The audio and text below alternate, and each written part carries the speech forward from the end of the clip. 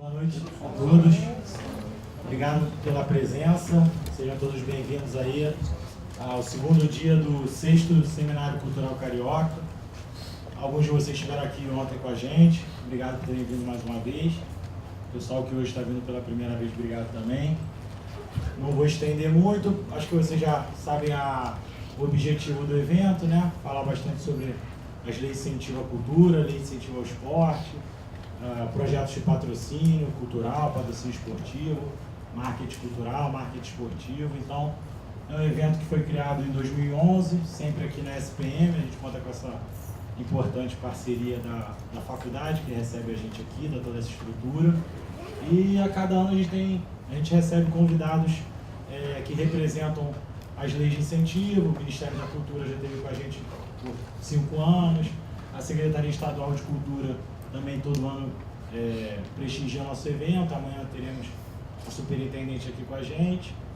Amanhã também teremos um representante do Ministério do Esporte, tá? Até quero convidar o pessoal da Secretaria Estadual de Esporte para também prestigiar aí. A gente vai ter o diretor da Lei de Incentivo ao Esporte, da Lei Federal, que é bom para a gente fazer o Muricy, exatamente. Trabalhou com a gente. É, isso aí. Então, vai ser ótimo recebê-lo amanhã.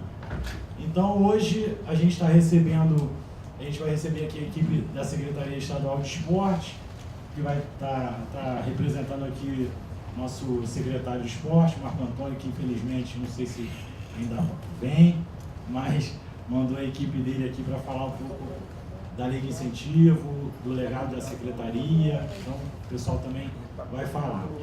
E hoje a gente vai começar com uma palestra de um publicitário, um parceiro e amigo, o Rodrigo Castro, da Dia Comunicação, que vai mostrar um pouco para a gente como é que a lei de incentivo, seja cultura, seja esporte, mas a cultura, como é que ela não é uma coisa engessada, como é que não é uma coisa tão travada assim, as diversas possibilidades que a gente tem.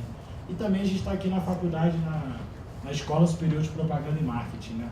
Então é um lugar adequado para a gente mostrar alguns. O Rodrigo vai falar de muitos conceitos de marketing e mostrar como é que a lei de incentivo também se enquadra nisso. Então, vamos receber aí o Rodrigo Castro da Dia Comunicação.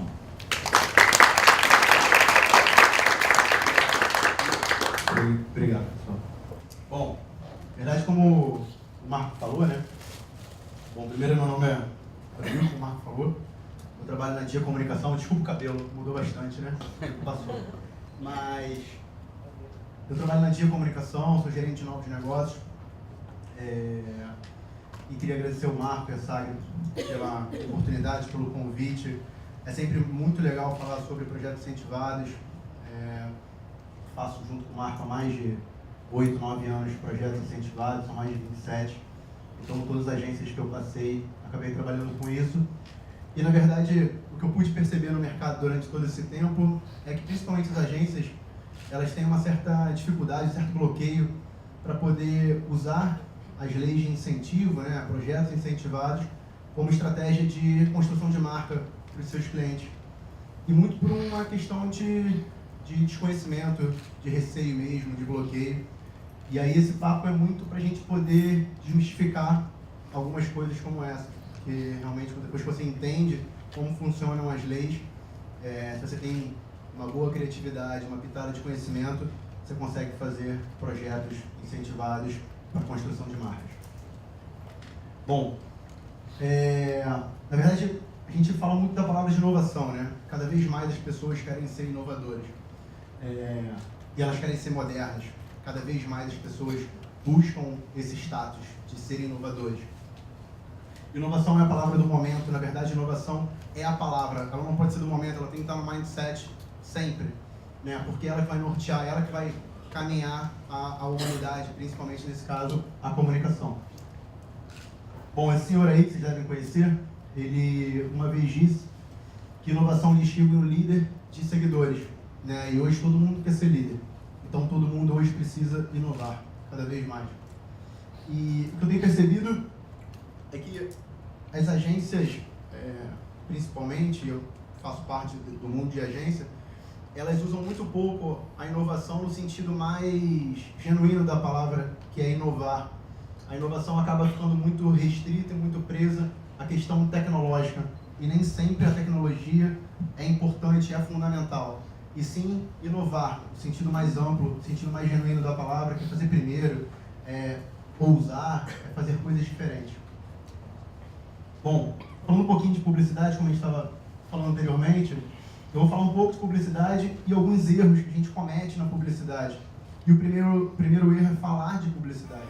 Porque, na verdade, a gente tem que estar falando de marcas e pessoas. Muito que a gente estava falando ali fora, né? Cada vez mais as marcas precisam, as agências, os clientes, as marcas precisam se preocupar com as pessoas. Porque o mercado está mudando e ele vai mudar sempre, né? Na verdade, quem dita essas mudanças não é mais o mercado, é o público. Hoje o foco mudou. Só dando uma voltada aqui, o Gilberto Strunk, que é sócio fundador da TIA, hoje, por exemplo, a gente lá na TIA já fala sobre PDC e não mais PDV, que para muitos é o ponto de venda. A gente fala de PDC como ponto de compra, porque se a gente não entende como o cara quer comprar, a gente não consegue vender nada para ele. Ou seja, o foco mudou. Hoje a gente está falando realmente foco nas pessoas.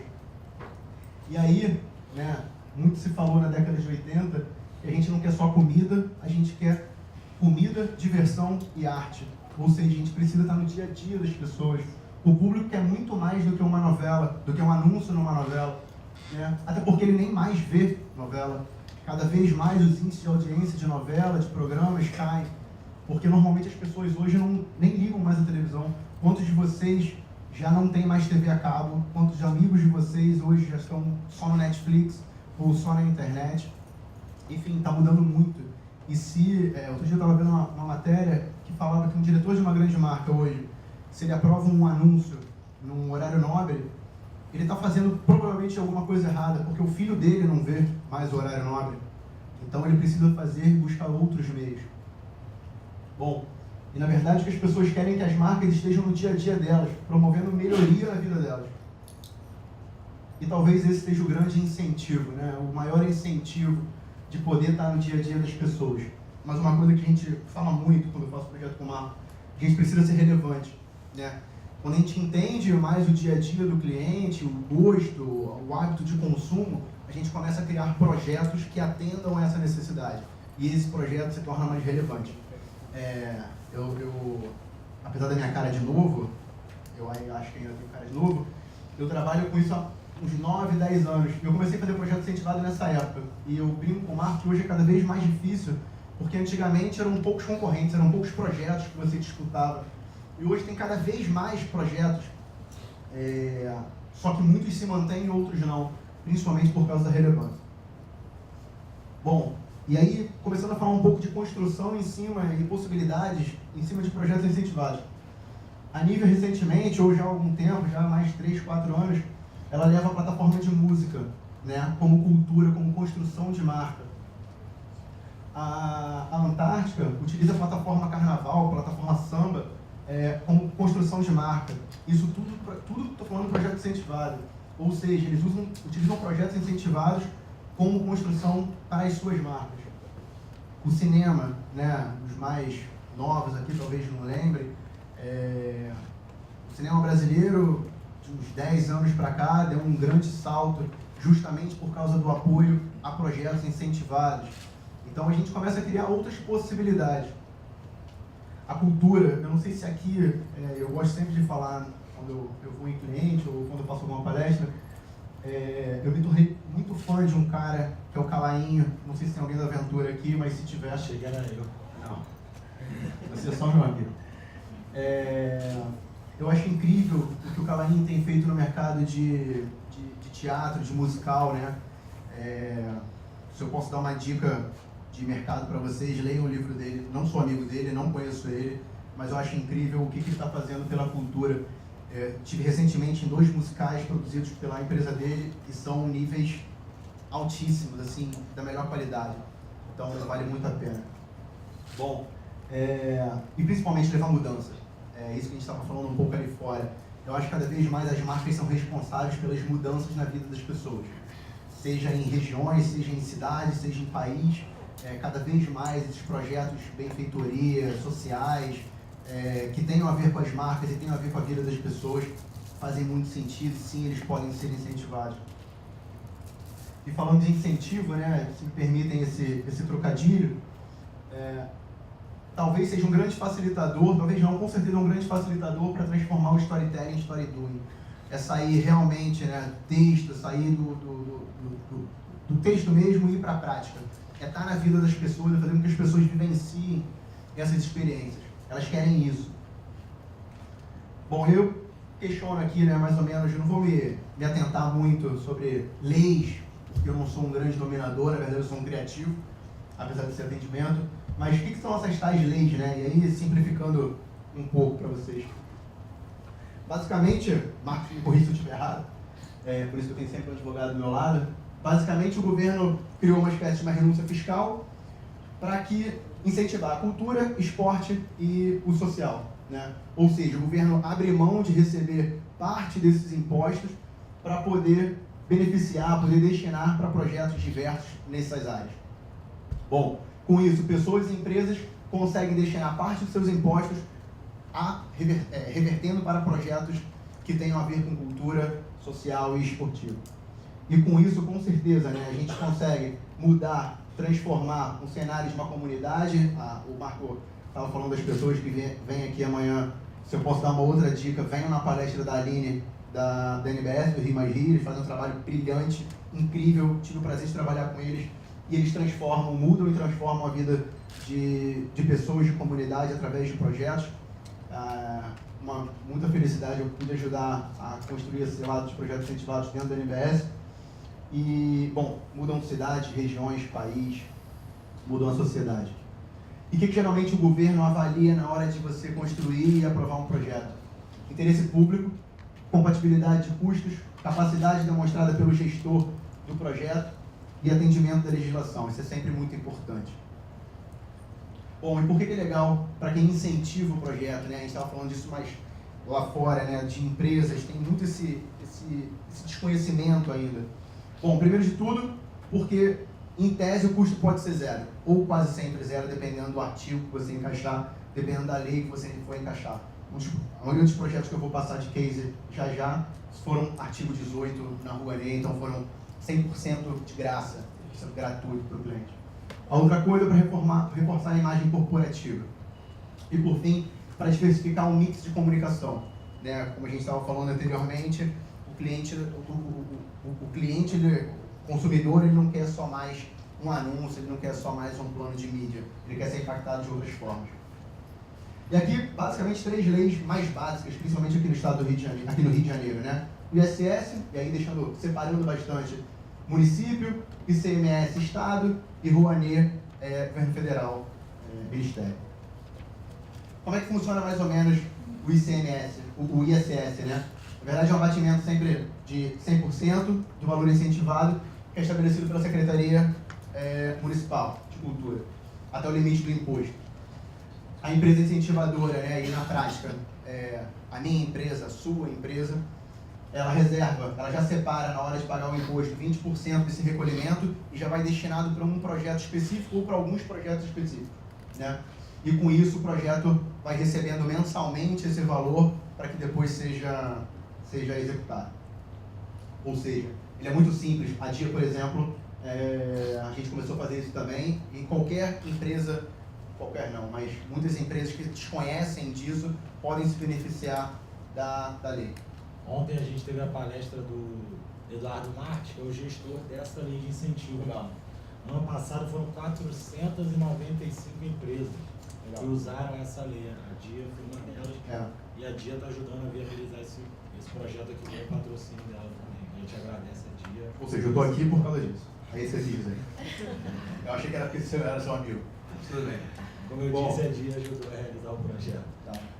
Bom, o ICMS, também não vou me aprofundar muito. A Tatiana vem aqui amanhã e pode dar uma aula para vocês. Já fiz muito projeto com ela, só que tem um conhecimento incrível. Mas basicamente tudo que a gente falou, só que pro Estado, né? Só uma coisa, pode, claro. Aqueles 3 patamares que estão citados ali, amanhã a gente vai falar mais disso, mas isso é uma proposta, tá? Hoje ainda não acontece assim. Está lá no projeto, mas não foi regulamentado. Então hoje ali 7, 10 e 3 não é 4%, independente do tamanho da empresa. Aquilo ali vai acontecer pelo tamanho da empresa. As menores vão poder investir até 10% do ICMS, as médias 7% e as maiores 3%. Tá? Hoje é 4% para qualquer tamanho de empresa. E a Rouanet, e por isso eu estiver errado algum dado, que foi talvez o grande burburinho que teve aí, né, nessa última virada do governo, a questão da Rouanet. Bom, dependendo do tipo de projeto, é um abatimento de até 100% do valor incentivado, até o limite de 4% do imposto de renda devido pela pessoa jurídica, né, e 6% pela pessoa física. Enfim. Bom, mas falando de construção de projetos, né, como é que isso se dá na prática? Primeiro, se eu posso dar alguma dica de construção de projeto, primeiro de tudo, entender a demanda do cliente e empresa, né? O que ele quer, o que ele precisa passar, o objetivo dele. Depois, estudar tendência do mercado. E aí, mais para frente, eu vou falar sobre algumas delas que ajudam na nossa construção. E, claro, também pensar no que a gente falou antes, no que as pessoas querem, né? E, por fim, criar um projeto com adequação à lei de incentivo. Ou seja, se você tem um mínimo de criatividade, um mínimo de conhecimento, você consegue fazer um bom projeto, claro, sempre entendendo um pouco melhor a legislação, faz parte. Para isso eu conto com o Marco. Eu já faço mexendo nele.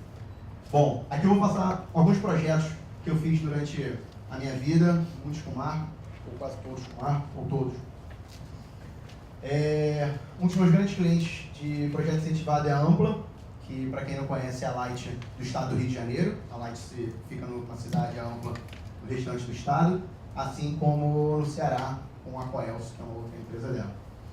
A Ampla, nesse caso específico, ela, claro, né, é uma empresa que atende com energia, ela tem muitas reclamações, porque, obviamente, ela atende mais de 3 milhões de pessoas e sempre vai ter reclamação. E aí ela sempre faz um trabalho com o entorno, com as pessoas com que ela atende, né? Com os clientes dela. E aí a gente identificou que a gente pensou num projeto de Natal para eles, já que era para se aproximar com o público deles. E a gente entendeu que no estado do Rio de Janeiro não tem tanto um contato com o Papai Noel, né? Para tirar foto com o Papai Noel, essa magia do Natal, ela vai meio que se perdendo, porque isso vai acabando ficando muito próximo dos grandes centros. E acaba que você imagina que, sei lá, Macuco, né, que é uma das cidades do Rio de Janeiro, o shopping mais próximo ou o Papai Noel mais próximo realmente fica bastante distante. E aí, basicamente, a gente construiu um ônibus, na verdade, a gente pegou um ônibus, recortou as janelas, colocamos, claro, ele tinha que estar muito iluminado, porque a gente está falando de energia. Nós colocamos 14 coralistas, né, um coral de meninos carentes de Magé, apoiados pelo cliente. E esse ônibus rodava 18 municípios do estado do Rio de Janeiro. Esse ônibus, no final do projeto, ele percorreu mais ou menos a distância toda da Bélgica. A gente fez esse comparativo. Então, ele percorreu bastante cidade. De Angra a Itaperuna, passando por, sei lá, Búzios e outras regiões. E no final do ônibus tinha um Papai Noel, que esse ônibus parava em algumas praças, o Papai Noel descia e tirava foto com as crianças. E aí, bom, a gente tem inúmeros relatos sobre esse projeto, uns muito emocionantes, outros nem tantos, mas eu lembro que o primeiro dia desse projeto, no primeiro ano desse projeto, a gente estava em Araruama, se não me engano, ou Búzios, era uma dessas duas cidades, e, claro, a gente tinha um limite de fotos para tirar com o Papai Noel, a gente imprimia na hora e a pessoa podia levar, totalmente gratuito. E o Papai Noel já tinha acabado de tirar as fotos, a gente não tinha mais material. E chegou uma senhora, uma criança especial, na cadeira de rodas. E ele não entendia o que estava acontecendo ali, ou pelo menos eu achava que ele não estava entendendo. E eu pedi, né, pro Papai Noel descer para tirar uma foto com a criança. E depois que tirou a foto, a mãe virou e foi embora. E eu estava revelando a foto ainda, numa maquininha especial. E fui entregar para ela. E corri, eu não estava mais achando ela estava já longe, eu corri, fui entregar a foto. E quando eu mostrei para a criança, ela chorou. É uma criança especial, que eu jamais imaginaria. Então, naquele dia eu entendi como um projeto desse impacta na vida de uma outra pessoa. como ele pode levar uma melhoria para a vida de uma outra pessoa. Fora todos os outros casos super emocionantes que esse projeto fala de Natal, fala de história, pode contar. Bom, esse aqui foi o panorama, um projeto que a gente fez com a NET em 2009, por aí, 8, por aí, 9. Ou seja, algum tempo antes, ou bastante tempo antes das bicicletas de Itaú, né? Como é que esse projeto surgiu?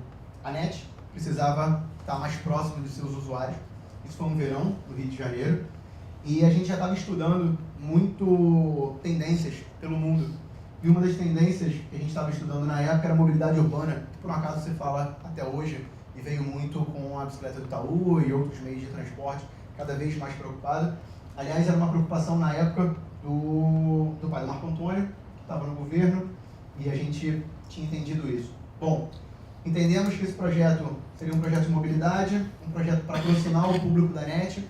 Então, era um carrinho que nós construímos, todo com material reciclado, não poluente, ele era pedalado, e era um táxi que ficava em 3 rotas na orla do Rio de Janeiro: Ipanema, Leblon, Barra, um pedaço da Barra, que é muito grande, e Copa Leme. E aí você me pergunta, né, por que esse projeto é incentivado pela cultura? Porque, e aí que está o entendimento que eu falei, né, a gente estuda a tendência, vê a necessidade do cliente, estuda a tendência e tenta encaixar, ou na forma criativa, encaixar com as leis. Cada condutor desse aqui era um aluno de História, Geografia ou Turismo, e ele contava a história de toda a orla do Rio de Janeiro. Então nós aproveitamos uma necessidade do cliente, nós aproveitamos uma tendência mundial, e principalmente para o Rio de Janeiro, e encaixamos com a questão de incentivo fiscal. Tá?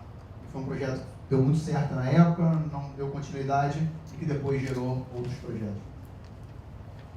Esse é um dos projetos que eu tenho mais carinho, também foi feito com a Ampla. Nós fizemos ele durante uns 3 anos. A Ampla já tinha uma plataforma, como eu falei, né, de estar mais próximo do seu cliente, e eles fazem um trabalho incrível, social e sustentável. E eles já tinham uma plataforma de levar cultura, oficinas, para as escolas de cidades do Rio de Janeiro, do interior do Rio de Janeiro. E aí nós demos uma outra roupagem bem interessante, que resultou num projeto que era o Brasil que você ainda não conhece. Na verdade, nós pegamos diversas culturas que vão se perdendo ao longo do tempo e vão ficando cada vez mais enraizadas longe dos grandes centros, como o jongo da serrinha, o cordel, o maculelê, e o boi, o bumbá e tantos outros. E nós levávamos isso para as escolas do estado do Rio de Janeiro, do interior do estado do Rio de Janeiro. Então tinham muitas oficinas, tinham muitas palestras, muitos debates, muitos pocket shows. Então a gente teve Dudu Nobre, teve Sandra de Sá, teve Ferreira Goulart, teve Monarco, teve Fernando Abreu. Só que o mais legal nesse projeto foi esse boi, por isso que essa foto está aí.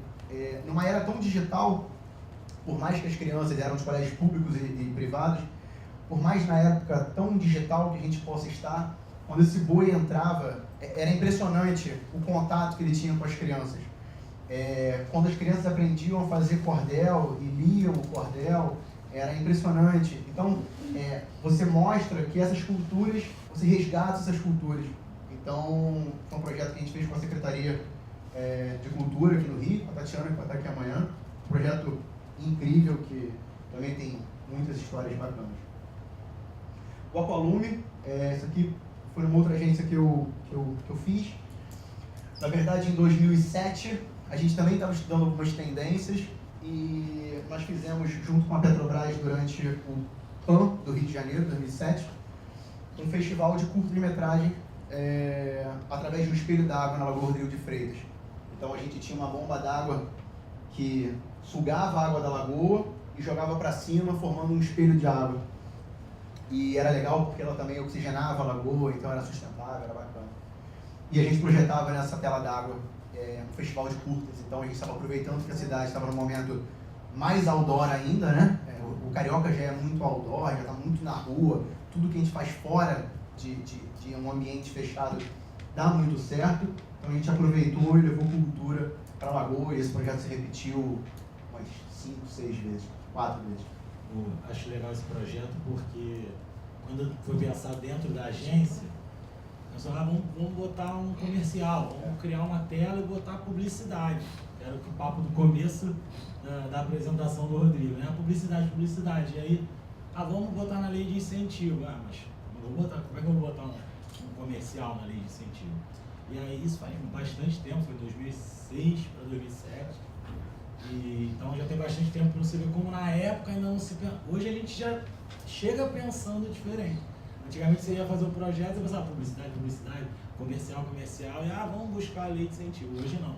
Já tem agências especializadas em trabalhar com esse tipo de projeto ou da DIA. E dentro da DIA e dentro de outras agências também existem setores especializados nisso. Não em projetos incentivados especificamente, mas em projetos de transformação social. O que eu costumo dizer é que a lei de incentivo ele é um facilitador. O projeto ele tem que ser pensado de acordo com as necessidades do cliente e das pessoas. A lei de incentivo ela torna-se um facilitador, principalmente numa época de crise. Né? A gente acabou de fazer um projeto que eu vou mostrar aqui já durante a Olimpíada, que o cliente falou, quero muito fazer um projeto de Olimpíada, durante as Olimpíadas, mas eu não tenho R$1. Falei, vamos fazer. Claro que a gente vai fazer. E fizemos. E foi muito legal. E aí, só para resumir, a gente fez esse projeto algumas vezes. O primeiro foi durante o PAN de 2007, mas também fizemos durante o Rio+20, junto com a Ambev. Tinha uma preocupação que falava de água e tudo mais. Foi bem legal. Esse foi um dos últimos projetos que eu fiz com a Ampla. A Ampla queria fazer um projeto na Copa do Mundo. E, óbvio, ela não era patrocinadora da FIFA, né? Então ela não podia fazer qualquer projeto. E mais do que isso, a gente queria fugir, só que ela queria estar presente, principalmente no Ceará, né? Lá na Coelce. E a gente propôs para ela um projeto que falasse de cultura e falasse de esporte. E nós fizemos uma exposição, seguindo uma tendência, né? Das vacas, dos ursos, das cabines telefônicas e de todos os outros projetos já pensados com isso. A gente levou cultura através da bola de futebol durante a Copa do Mundo. Enquanto estava todo mundo pensando em jogo de futebol, pensando em show, pensando em outras possibilidades mais convenientes, a gente foi para um lado cultural, e aqui vários artistas renomados puderam expor suas artes e levamos mais de 20 bolas, tanto no Rio quanto no Ceará. Uma parte desse projeto. Esse projeto também mostra como é que o projeto incentivado é uma coisa também de médio prazo, né? O Rodrigo não falou, mas esse projeto foi pensado para a Copa de 2010. Foi. Verdade. E a gente só conseguiu botar ele na rua em 2014. Então mostra também um pouco de como é que é uma coisa de médio prazo. Às vezes a gente é muito imediatista, vamos fazer para hoje, não sei o quê. Se não deu, vai... Não, você vai pensar uma boa ideia hoje, você vai quase vender, e quase vendeu lá na Copa de 2010, não vendeu. O projeto dormiu um pouco e em 2014 a gente fez esse case aí maravilhoso, Rio e Ceará. E por fim, foi um projeto que eu falei que talvez hoje esteja mais ligado à tendência, né? Todo mundo durante a Olimpíada deve ter visto algo com realidade virtual. Hoje se fala tudo é realidade virtual. E a gente já estava estudando essa tendência, já fazia aí uns 6 meses antes da Olimpíada, ou até um pouco mais. E a Grandene, né, as sandálias Ipanema, tem uma loja na Garcia d'Ávila e pediram um projeto pra gente.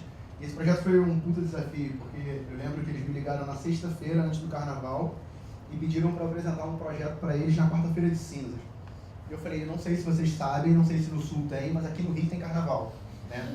Mas eles falaram, então, se vira. Eu falei, beleza.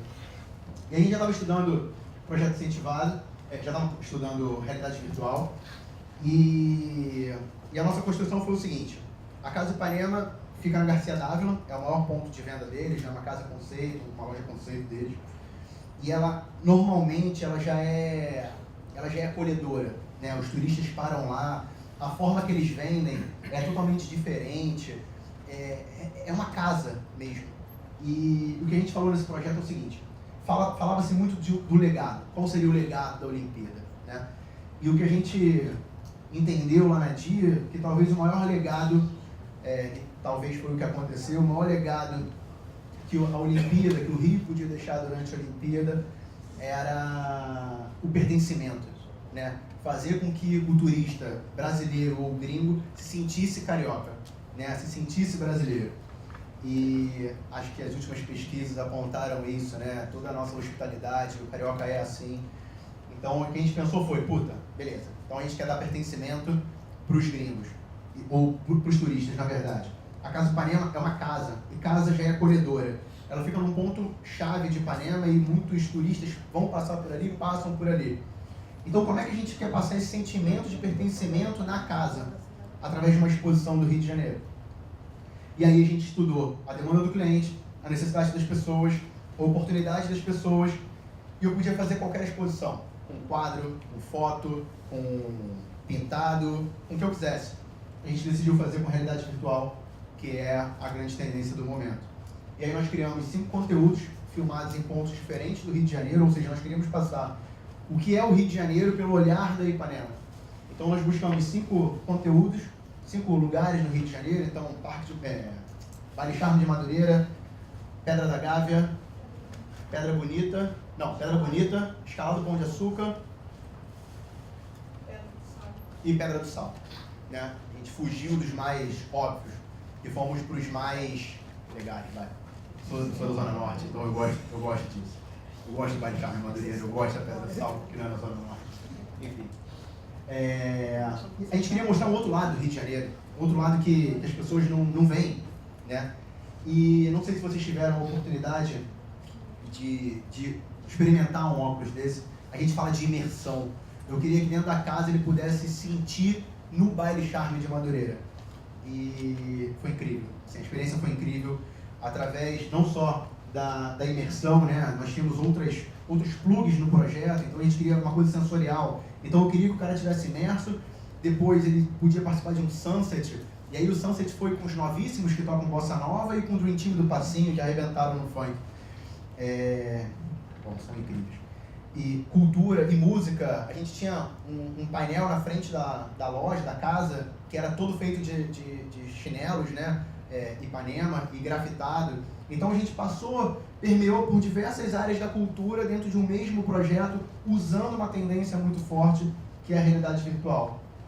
E esse projeto foi um puta desafio, não só pelo tempo de aprovação, então vocês imaginam que a gente aprovou a gente aprovou o projeto com o cliente pouco depois do carnaval. Normalmente esse projeto foi Rouanet, normalmente a Rouanet são 90 dias, então março, abril, maio, e o projeto tinha que acontecer na Olimpíada. Então, todos esses idas e vindas, mas a gente conseguiu, o projeto foi, desculpa o termo, muito do caralho, e a gente ficou muito feliz com o resultado, o cliente ficou muito feliz com o resultado, eu acho que vai ser só o primeiro que a Grandene vai fazer. E só falar uma coisa, e aí vai no primeiro ponto que eu comecei a falar, né? Esse foi o primeiro projeto incentivado da Grandene, e para eles foi um puta desafio, né? Quando eu cheguei lá, eu falei, pô, projeto incentivado, Rouanet, precisa de documento, não sei o quê, e os caras não entendiam, e no meio desse projeto inteiro de aprovação, cai o ministro, sobe o ministro, fica o ministro, sai o ministro, cai o governo, volta o governo, e enfim, o projeto com time. Então foi legal para o cliente ver como que é difícil, né, fazer um projeto incentivado, ele não é fácil, porém, com pessoas que saibam fazer, o projeto rola na boa. Quer falar desse projeto? Falar que esse projeto, como você disse, ele misturou. Primeiro, uma coisa que você falou, a gente poderia fazer uma exposição, é bem óbvio que está na lei de incentivo a exposição. Só que quando é uma agência de publicidade, o cara não quer fazer uma exposição de quadro, né? Entendeu? Meus clientes me ligam, vou fazer exposição de quadro, exposição de foto, eu acho massa. O cliente me liga e fala, vou fazer exposição de realidade virtual, você fala, né? Vai me dar trabalho, não vai ser do dia para a noite, não vai ser simples. Então, isso mostra como a gente tem que ter, eu falei isso ontem aqui, a cabeça aberta na hora de pensar um projeto incentivado, não achar que é só exposição de foto, que é só exposição de quadro. É a questão da inovação que eu falei, né? Da inovação, o líder do seguidor. A gente poderia fazer qualquer exposição, igual todo mundo faz, com foto, com quadro, que é muito legal, né? Eu adoro. Mas a gente queria mostrar esse lado de inovação, e foi muito legal. E depois, indo em todas as outras casas, né? Tive o prazer de ir na NBA House, por exemplo, todo mundo, a Samsung colocou todas as casas com realidade virtual. Então foi muito prazeroso pra gente, a nível que trabalha comigo também participou do projeto, que a gente estava dentro do time, né? Então isso foi, prazeroso pra caramba pra gente, poder inovar e principalmente, talvez tenha sido, não sei, mas talvez tenha sido o primeiro projeto de realidade virtual incentivado. Porque a gente tem a cabeça bem aberta e a gente conta com profissionais que conseguem entender isso também. Só para fechar, legal também que esse projeto não teve só a realidade virtual. Não. Né? Como o Rodrigo falou, a gente botou lá, você fala, botou um painel de chinelo e fez o grafite lá. Isso é performance, isso é o grafite. Foi ao vivo, né? Ao vivo, a arte visual lá. Se tem o chinelo, se não tem o chinelo, isso não é importante. O chinelo foi a bosta. O chinelo é a parede, onde a gente botou lá um grafiteiro. Quantos chinelos foram? Um artista. 960 cada dia. 960 chinelos grafitados. Cada dia. 1.800 A gente chinelos. fez dois grafites, dois painéis lindos lá. Então é um projeto que misturou um pouco das artes visuais de várias formas e teve música também, então mostra como é que você pode fazer o projeto que você quer. E o que o Rodrigo falou, incentivo fiscal é um diferencial, não pode ser o teu projeto. Sim. Eu sempre falo isso com meus clientes e dentro da agência. O incentivo fiscal ele tem que ser encarado como um facilitador. Né? Eu nunca penso um projeto incentivado. Eu penso no projeto e aí o que eu faço para incentivar é dar uma adaptada. O Marco me ajuda bastante, mas eu chego com a ideia e ele tenta me ajudar na formatação. Mas, de novo, né, o que eu sempre falo, a gente faz isso há 10 anos. São mais de 27 projetos, então fica muito mais fácil com a prática você já começar a entender por onde você tem que ir. Então, o seu cliente me pediu esse projeto incentivado e de graça, era artigo 18. O que você faz com o artigo 18? Exposição, isso, aquilo. Exposição. Como é que a gente defende agora a exposição de uma maneira totalmente inovadora? Né? E é isso. Sim, na verdade é simples. O que eu sempre defendo se você tem um mínimo de criatividade e um mínimo de conhecimento da lei, quando você consegue juntar essas duas coisas, fica muito fácil, não tem mistério. Eu falo isso para todos os meus clientes, para as agências que eu trabalhei. Esse projeto da Ipanema, por exemplo, da Grandene, foi o primeiro projeto da DIA, incentivado também. E, cara, é simples, é mole fazer, se você tiver mínimo de conhecimento ou profissionais capacitados do seu lado. E outra, não só agências ou clientes que podem fazer, qualquer pessoa pode fazer um projeto incentivado. Tá? Façam. O projeto incentivado é legal, incentiva realmente a cultura, muda a vida das pessoas. Então façam. Se vocês são clientes, se vocês são agência, se vocês são só curiosos, prestigiem, façam projetos incentivados, porque isso realmente muda a vida das pessoas. Beleza? Obrigado.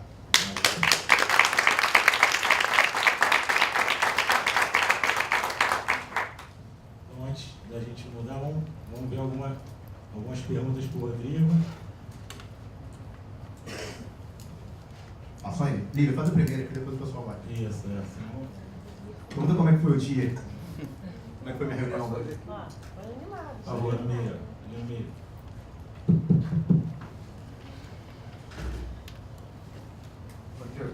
Meu nome é Pedro Henrique. Tudo bom?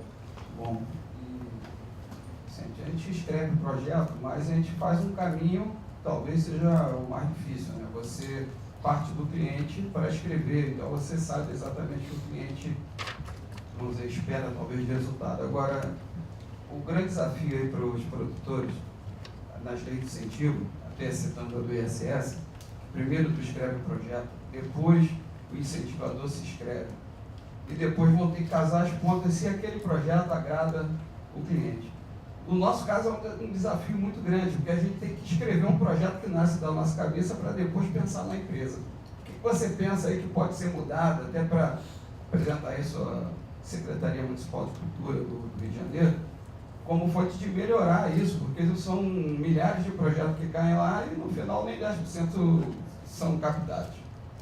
Bom, antes de mais nada, muitos dos projetos que eu mostrei foram pensados sim para cliente e outros não. Outros foram projetos que nós entendemos depois a necessidade do cliente e adaptamos para esse cliente. O projeto de projeção em tela d'água foi um projeto que surgiu a partir de uma tendência e depois nós juntamos com a necessidade de um cliente. O projeto Panorama, que eram aqueles triciclos, também nasceu dessa forma. Então, a gente faz os dois caminhos. Claro que o caminho com o cliente é mais fácil, porque você já tem a carta de intenção e tudo mais. Com relação à sua pergunta do ISS, uma coisa que eu falei e eu defendo muito é que os projetos precisam ser relevantes, muito relevantes. E claro, assim, principalmente falando do ISS, tem esse casamento prévio, né? A gente sabe que há esse casamento prévio. Muitas empresas entram no ISS e muitas agências entram no ISS já casadas, já pensando num objetivo anterior, né? Escreve-se um projeto já pensando na necessidade do cliente. Então, o que eu posso te dizer é assim, teu projeto tem que ser relevante. A outra coisa é, você precisa se adequar, ter um projeto, se possível, que parta da demanda de um cliente. Eu acho que é um caminho mais fácil, tá? Eu já fiz projetos em ISS, já me inscrevi também e não captei, e também já fiz outro caminho e captei. Então, eu acho que das duas, ou o teu projeto tem que ser realmente muito relevante, ou você tem que fazer esse casamento, se possível, antes, é mais garantido. Né? Então já tá lá. Queria parabenizar pela apresentação. Obrigado. Já acompanho o teu trabalho na outra casa, agora na Dia. Obrigado. Queria, na verdade, fazer aqui uma colocação em relação ao desenvolvimento do conteúdo do projeto e queria que você explicasse um pouquinho também da concepção dele como um todo. Porque as pessoas elas focam muito naquilo que vai ser apresentado para a lei de incentivo. E queria que você explicasse um pouquinho de todo o trabalho de concepção. Na verdade, ele não é feito para captar. Ele é um projeto que ele existe, que ele é concebido porque é uma demanda da sociedade. Então, eu queria que você explicasse e discorresse um pouquinho disso, porque eu, particularmente, já milito aí nessa área de lei de incentivo há mais de 10 anos, e acho que quando eu consegui mudar um pouco meu mindset de fazer um projeto para a lei, e de fazer um projeto para a cultura, fazer um projeto para a sociedade, fazer um projeto para devolver, e aí gerar um interesse e despertar também o engajamento não só da sociedade, mas do patrocinador. E acho que um grande diferencial, um projeto que esteve diretamente envolvido foi o Panorama, que você pode explicar um pouquinho, de como que ele surgiu e como que ele foi adaptado para a realidade brasileira e foi um sucesso aí que até hoje a gente ainda recebe parabéns, congratulações aí pelo projeto que a gente participou junto com você. Legal. Falando especificamente sobre a concepção do projeto, foi o que eu falei, né? Depois eu falo do panorama, mas só da concepção do projeto. Quando a gente vem direto com uma demanda do cliente, a gente, de novo, né, faz aquele passo a passo mais ou menos como eu falei. A gente entende a demanda do cliente, a gente entende a necessidade das pessoas, ou pelo menos o que as pessoas querem, né? E aí, de antemão, já posso dar uma dica para vocês, né? Uma das grandes tendências hoje no momento é a gastronomia. E, Marco, a gente tem conversado bastante sobre isso, sobre como incentivar projetos que tenham a ver com gastronomia. Você passa aí todos os canais, dá uma zapeada rápida, principalmente esse horário, e está explodindo de reality, programas e tudo mais. Desde a Bela Gil até, enfim, o outro. Então, falando um pouquinho de concepção, eu acho que eu sigo muito sempre esse racional, né? Eu primeiro entendo o que o cliente quer, depois para onde a sociedade está indo, então parto um pouco de tendência e, por fim, eu encaixo, ou tento pelo menos encaixar minimamente na lei. Falando especificamente do panorama, como ele surgiu através de uma tendência e através de uma necessidade do cliente. Então, novamente, né, a gente casa as duas coisas, então vai muito do que a gente vem conversando. O panorama surgiu, como eu falei anteriormente, através de uma tendência de mobilidade, na época posso falar, né, do governo Cabral. Falava-se muito de mobilidade urbana, de muitos carros na rua, muita poluição e tudo mais, como que as pessoas poderiam se deslocar rapidamente. O Panorama foi um projeto de verão, que tinha uma pegada turística, mas ele sim pode virar um projeto de mobilidade urbana, utilizando toda a orla do Rio de Janeiro e cada vez mais estendida isso. Talvez pela geografia da cidade não seja possível atingir a cidade inteira, mas, por exemplo, hoje São Paulo é ligado quase que toda por ciclovias, por faixas lá, eles são diferentes sempre. Então, assim, na verdade, o que eu penso é sempre focar na tendência. Eu sou extremamente rigoroso com isso nos lugares que eu passo, nas minhas equipes, foquem nas tendências, porque as pessoas elas seguem essas tendências. Então, se você está de olho nas tendências, provavelmente você vai atingir um número muito grande de pessoas com esse projeto, vai ter uma aceitação muito grande. E de quebra, você tem que olhar o que o cliente quer. Se essas duas coisas se casam, e aí, sendo muito honesto, é relativamente fácil casar as coisas, principalmente por causa da prática, você consegue atingir o objetivo que a gente estava falando, por exemplo, do Panorama, que foi um puta projeto. E muitos desses projetos acabam virando projetos pilotos e depois eles evoluem. Né? Acho que é bem por essa linha. Eu te respondi. Mais alguma? Aqui. Filha, tu não vai me perguntar mesmo nada? Sabe, Rodrigo? Tudo bem? Parabéns, meu nome é Armando. Obrigado. Você acabou de falar sobre tendência. Qual é a sua visão sobre a tendência dos outros municípios, fora dos grandes centros, de adotarem essa política de incentivo fiscal? Você tem, por exemplo, municípios que não são as capitais, mas que são relativamente ricos. Como é que você vê isso? Eu não tenho conhecimento. Você tem conhecimento? Se isso é uma tendência de espalhar pelo Brasil, tanto os grandes municípios, facilitando, sair um pouco do Brasil, Rio, São Paulo, né, e avançar a nível de município. Né? E alguns estados também que você não vê, por exemplo, esse trabalho que foi feito sobre lei de incentivo, tive a oportunidade de ler, fala de alguns estados e alguns não tem. Isso aqui não tem, município menos ainda. Como é que você vê isso? Existe uma tendência de se espalhar, que é uma história de sucesso, é um instrumento fabuloso de incentivo à cultura e esporte. O que eu vou te dizer é o seguinte, a minha experiência com o projeto incentivado fora dos grandes centros, com a Ampla, eu tive bastante vivência nisso, porque o grande centro da Ampla é Niterói e São Gonçalo, fora todo o estado, todo o resto dos municípios do estado do Rio de Janeiro. A visibilidade de um projeto desse é muito maior numa cidade relativamente menor do que nos grandes centros. Isso de cara já é muito bom para as empresas e principalmente para os municípios, para as prefeituras, para as secretarias locais. Eu lembro que toda vez que a gente levava um projeto da Ampla para uma cidade dessa, era um pedido, aliás, era uma, aí confidenciando para vocês, que não tem ninguém da Ampla aqui,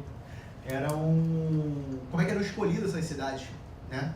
De acordo com o relacionamento com cada prefeitura. Muitos anos, a prefeitura ligava para a Ampla, para o projeto seguinte, e falava, esse ano vai ter o coral aqui de novo, né? Porque aquilo era bom para ele, era bom para as pessoas da cidade dele. Então, indo um pouquinho mais na pergunta que você me fez, eu acho extremamente importante que as secretarias, que os municípios, enfim, que eles abram oportunidades para que projetos incentivados sejam feitos dentro da cidade deles. Patrocinados, claro, que por marcas. E eu não vejo problema algum. Antigamente, principalmente os projetos incentivados eram muitos livro, peça, teatro e menos projetos assim, né? Talvez a gente tenha até capitaneado um pouco essa brecha aí para usar isso como formação de marca mesmo, construção de marca. Eu não vejo problema algum das marcas estarem patrocinando projetos que levem cultura e explorem isso de uma forma, eu acho que é um ganha-ganho muito interessante para as pessoas, para as cidades, para as marcas. Então, eu só vejo vantagem. E, de novo, se tiver alguém aqui de outros municípios, secretarias, por favor, abram, incentivem, apoiem as pessoas, não só as marcas, mas também os proponentes, né, as pessoas que criam e colocam os projetos de pé. Eu só vejo vantagem em projetos incentivados. Aliás, eu só vejo vantagem em projetos, né? Eu defendo muito, eu vim de uma escola que pensa totalmente fora da caixa. A gente brincava, a gente pensava coisas mirabolantes. Então, eu defendo muito a questão da experiência de marca, a vivência de marca. Eu acho que é isso que te marca, eu acho que é isso que te faz lembrar daquela marca e te faz ser fiel àquela marca. Não à toa, a Natura é uma das maiores marcas do Brasil, o trabalho dela é verdadeiro. Ela não sou mais cliente, não sou mais agência dela, mas é porque isso é realmente muito importante. Então, respondendo objetivamente a sua pergunta, eu só vejo vantagem. Tá. Mais alguma? Antes de mais nada, agradecer sua palestra. Obrigado. Obrigado a você. Oi? Obrigado a você. Eu gostaria de saber o seguinte, se pelo seu caminhar aí, se existem muitas empresas que incentivam as etnias, como afrodescendentes, como indígenas, como ciganos, se essas empresas realmente elas estão voltadas para a questão cultural dessas etnias. Algumas sim, outras não. Mas o que a gente precisa entender, e aí complementando a minha resposta anterior, claro que algumas, a Ampla, por exemplo, sendo muito transparente, ela é verdadeira. Ela faz cultura verdadeiramente.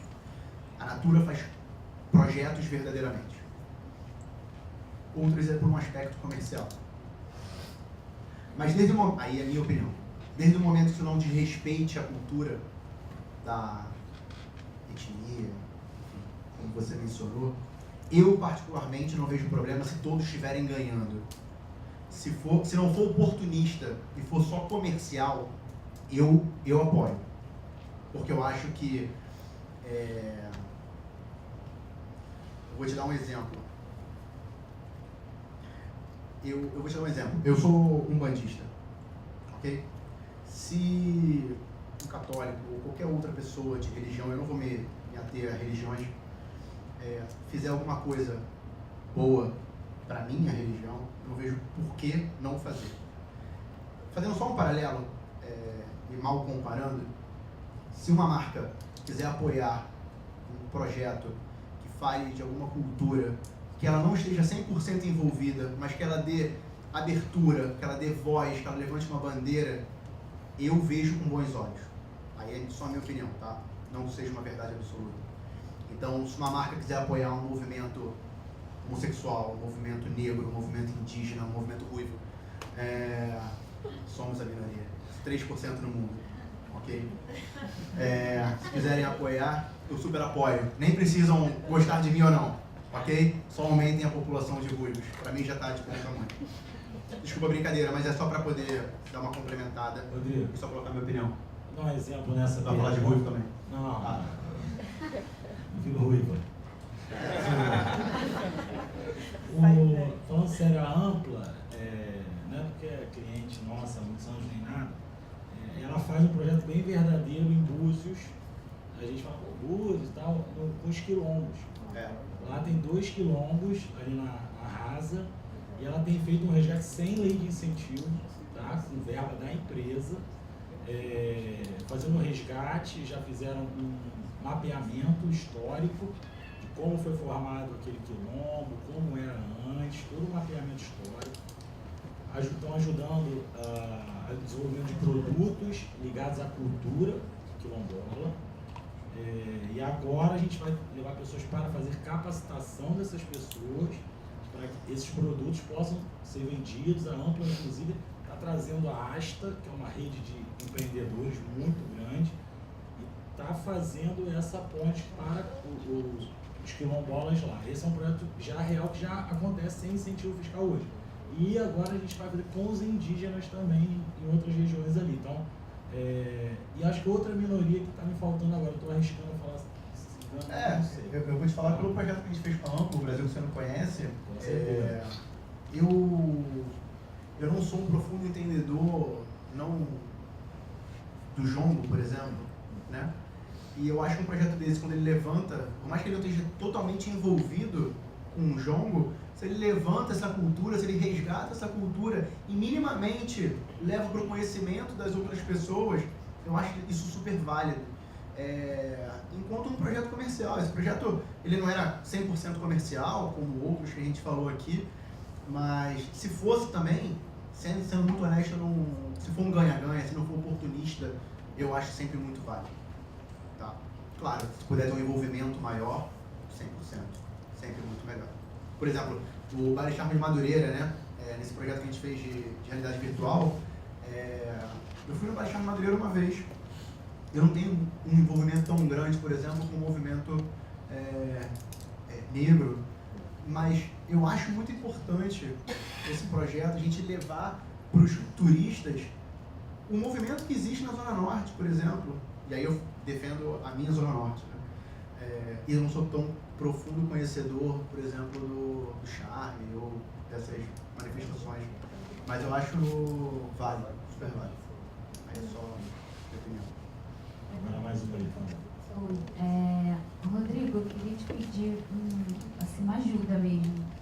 Assim como você um dia foi, né, você já tem um tempo, né, trabalhando, desenvolvendo os projetos, mas um dia você foi alguém que estava começando nisso, né? Eu não vou indicar ele. Não. Nem começa a rir. No seu caso, você estava, né, sempre junto de empresa, né, enfim. E, por exemplo, no meu caso, eu tenho tanto o lado da comunicação, sou jornalista, mas na verdade eu quero seguir minha carreira musical, sou cantora, né? Enfim, venho de uma família de músicos, né? E, por exemplo, agora eu tenho um produto assim, fechado, tenho um EP para lançar, enfim, estou nessa busca de ver a melhor forma de fazer esse lançamento, né? Enfim, não vou entrar tanto, minha pergunta é mais geral. Esse início, assim como você queria saber desse Rodrigo lá do início, que é o estado em que eu estou, né? O início, né? Não na parte musical, nessa parte de produção. E uma das opções que a gente tem é a lei de incentivo.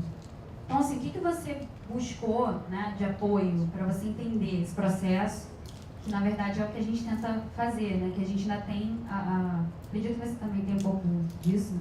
Criativo sempre tem um lado que não tem nada a ver com esse mundo, a gente é de outro mundo. Então a gente tem que, né, tentar um equilíbrio entre esse outro mundo e esse mundo real, de todas as regras, enfim. Então, o que você buscou, assim, para conseguir entender todo esse processo e aí passar a fazer seus projetos? Tá? Bom, você falou do... Como é que era aquele Rodrigo lá em, sei lá, 2007, 2006? Você viu que ele tinha mais cabelo, você viu, né? Então, o projeto incentivado tira cabelo. Isso é uma coisa. A outra coisa é que eu vejo muita diferença, realmente, no meu começo e agora. Primeiro que eu era apesar de ser atendimento, eu era um criativão que queria dominar o mundo e pensava mil possibilidades e tal, não sei o quê. E o que eu fui entendendo e amadurecendo nesse tempo todo, primeiro que eu me cerquei de pessoas que, pensassem como eu, porque senão não adianta. Que comprassem os meus sonhos. Eu não estou falando nem de cliente, estou falando de pessoas que trabalham com você. Pessoas capacitadas. Né? Já entendi um pouco esse sentido, não adianta. Eu tive a sorte de estar cercado nos lugares que eu passei, graças a Deus, de pessoas muito capacitadas.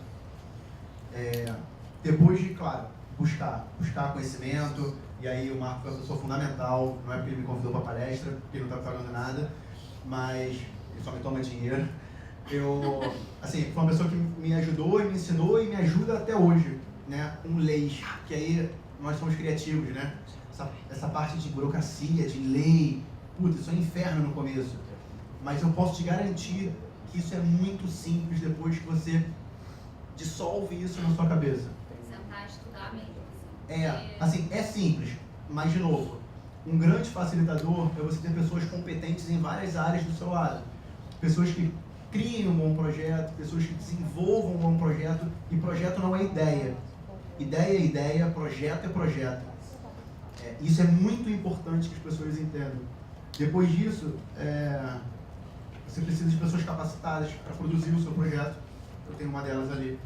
Eu tenho o Marco, que me ajudou muito a construir, adaptar esse projeto, porque é mão, né? Você pensa, sei lá, como o Marco falou, né? Aquela projeção em tela d'água era um projeto comercial, de projeção de marca. Era um outdoor em tela d'água. E aí a gente vai entendendo entendendo ali como é que a gente vai, vamos colocar então como festival de curtas-metragens, legal. E aí você vai pegando a manha até que você vai construindo, de novo, é prático. Mas se cerque de pessoas competentes, tá? Galera, só mais uma aí, depois o Rodrigo vai ficar com a gente até o fim. No fim. Ou não, tem jogo do Vasco daqui a pouco. Ele vai ficar e vai... Desculpa, hein? Não falem sobre o Vasco, não estamos aqui para falar disso, ok? Vai ser cortado, né? Teve uma palestra que eu fui dar em Bauru, que eu fui logo depois da final da Copa do Brasil. O Vasco foi campeão em 2011, eu cheguei bêbado, óbvio. Com a bandeira do Vasco. Bêbado não, desculpa, o dia foi no dia seguinte, mas acabado, na merda. Eu botei a bandeira do Vasco em cima da bancada, assim, e as pessoas me olharam assim, eu falei, foda-se, eu sou campeão da Copa do Brasil. Desculpa, gente. Boa noite. Boa noite. Você falou de levar mudança. E tendo a ver a marca, levar a marca para a sociedade. Eu posso falar assim? Pode. Não pode não. Tá, desculpa. Eu também não gosto do microfone. Desculpa. Você falou de levar mudança, só que, assim, eu vejo como se fosse, assim, é problemático essa levar mudança, porque os projetos eu vejo que são muito criados para um público específico, em uma região muito específica, para a elite mesmo, assim, eu não vejo que tenham projetos que sejam ligados e que façam realmente uma diferença na vida cultural das pessoas. O que você acha disso? Você tem quantos anos? 19. Você não vai lembrar. 10 anos atrás, acho que isso. Você tinha 3 opções de carnaval. Bahia, 4. Bahia, Minas, Espírito Santo ou Cabo Frio. A maioria das pessoas aqui devem lembrar dessa época. Eu ia muito para Cabo Frio. E acabar lá no Querão. Quando você transforma o carnaval aqui, talvez não, né? É a maior festa popular do mundo. Você tem noção de quantas pessoas são impactadas, que trabalham no carnaval? Pessoas que ganham dinheiro no carnaval e que ganham dinheiro pro ano inteiro no carnaval. Fiz assim quando você falou que é muito para elite, porque os projetos que eu fiz para a Ampla eram todos de graça e todos para comunidades afastadas do centro do Rio de Janeiro. São pontos. O carnaval, cara, as pessoas se beneficiam disso. Não só as pessoas que curtem, mas as pessoas que trabalham no carnaval. É um dos períodos que mais pessoas são empregadas no Rio de Janeiro. Isso, há 10 anos atrás, a cidade estava vazia. Então, discordo um pouco disso aí. Talvez os principais projetos que sejam talvez de maior divulgação, sim, é o Rock in Rio, os projetos também são incentivados, e talvez sejam para uma minoria ou para uma classe média. De novo, não é meu cliente, não conheço, mas sou fã. O que o Calaim faz no mercado de cultura, de peça, de musical no Rio de Janeiro, no Brasil, é incrível, é incrível. Claro que não é para uma maioria, mas a gente também não está falando de uma minoria como era antigamente, que para você assistir um bom musical você tinha que pegar um avião e ir para Broadway. Agora você vê um musical de qualidade aqui no Rio de Janeiro, com preço ok. Acho shows, enfim, acho que tem para uma maioria e tem para uma minoria. Também só para pegar um gancho, todos os projetos que o Rodrigo mostrou aqui, todos, sem exceção, todos foram gratuitos. Todos. A gente nunca, por acaso, a gente nunca fez um projeto com ele, com as agências, nenhum deles tinha entrada, nunca. Poderia ter, né? Muita gente pergunta, projeto incentivado pode ter bilheteria? Pode. E não vejo problema, tá? De novo, aí até falando o que a gente estava falando, eu não vejo problema. De novo, se você entende, mas eu acho que as pessoas, elas interpretam muito mal às vezes desculpa te contar, muito mal algumas leis, né? Mas o cara tá fazendo um filme e tá ganhando dinheiro. Sabe quantas pessoas ele empregou para fazer aquele filme? Sabe quantas pessoas ele empregou para fazer aquele show? Eu não vejo problema algum se não for oportunista. É uma linha tênue muitas vezes, mas se não for oportunista, eu particularmente concordo e apoio. Não, só para pegar bem o ponto dela, ela falou assim, são projetos para pouca gente. Na verdade, a gente ouve falar desses grandes projetos que às vezes são para pouca gente, foi o que o Rodrigo falou. Você estava aqui ontem? Não. Ontem a gente teve uma apresentação da Lanza, que é uma marca que, assim, é uma concessionária. Você vai passar lá de carro. Linha amarela. a linha amarela, né? Você vai pagar o pedágio, querendo ou não querendo.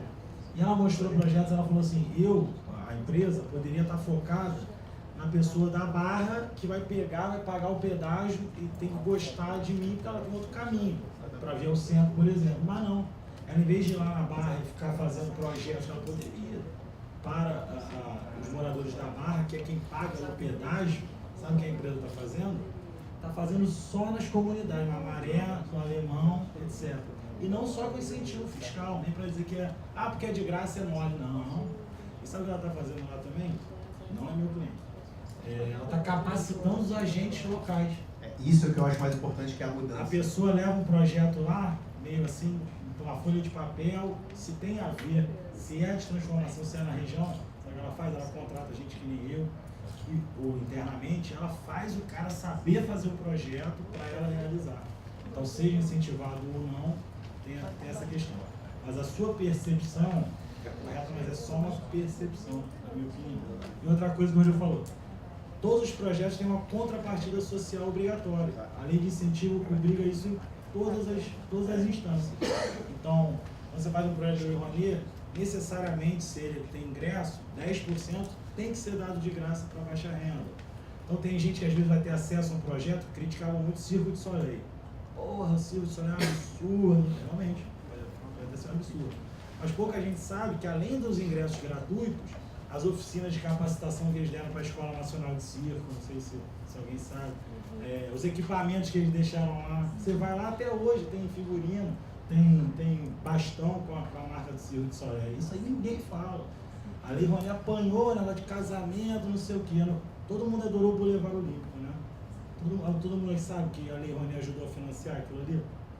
Eu não vi ninguém falar assim, a Lei Rouanet é uma maravilha, que tem o Boulevard Olímpico. Então, assim, a gente tem mas a gente passa pela questão da falta de conhecimento. Claro. Aí a pessoa, não, a Lei Rouanet financia. Rodrigo, eu tava no final de semana com meu pai, pô. Meu pai falou, pô, essa Lei Rouanet... Porra, rapaz. 11 anos vivo disso, cara. Então, a percepção, até com quem tem filho próximo, que trabalha com isso há 11 anos, às vezes dá uma percepção. Meu pai ainda acha que eu faço anúncio de televisão. Esse foi você que fez? Não. Então, às vezes dá essa percepção qual dos grandes projetos que estão na mídia, mas pode ter certeza. Ontem a gente viu números aqui também de projetos de ISS. A lei financiou 250 projetos. E eu, que sou um cara que trabalha muito com essa lei, sabe, essa é uma das principais, aproveitar e agradecer a minha equipe que está toda aqui, boa parte. Eu não conheço, dos 250 projetos, eu não conheço nem 30. Quem eu estou querendo dizer? Eu conheço os grandes, que todo mundo aqui conhece. Os outros 200 estão fazendo transformação social, gerando emprego e renda, muito, só que eu não conheço, você também não. Entendeu? Porque às vezes o projeto... É o Rock in Rio, né? Quantas pessoas ele emprega? O Rock in Rio, por exemplo, para a gente abrir a palestra do nosso pessoal aí, do esporte, só para fechar a questão do Rock in Rio. O Rock in Rio está aprovado na Lei Rouanet. 4 milhões na conta. Só que ele não conseguiu cumprir uma contrapartida social obrigatória. Ele tinha que trabalhar com ingresso 20% até R$50. O que o Medina fez? Não. Pode dar esses 4 milhões para lá, porque eu vou fazer do meu jeito aqui, no meu preço, etc. Entendeu? E aí, sem querer criticar o Estado, mas eu também não tenho algo preso com ninguém, a Secretaria Estadual de Cultura não achou nenhum absurdo o ingresso ser R$200, R$300. Tá? Deram os ingressos que a Secretaria exige e o projeto rolou. Teve isso, eu não sei. O que eu sei a Lei Rouanet, ela é preto no branco, está escrito lá. Se não cumprir, vão cortar o teu incentivo. E no Rock in Rio foi uma decisão que ele tinha que tomar. Ou ele atendia as contrapartidas sociais, ou ele tinha que abrir mão de R$4 milhões na conta.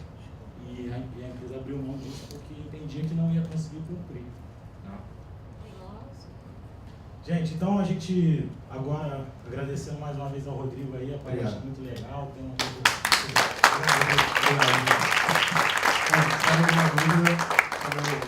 meu Facebook, meu e-mail, pode entrar em contato, a gente troca uma ideia. Beleza? Obrigado.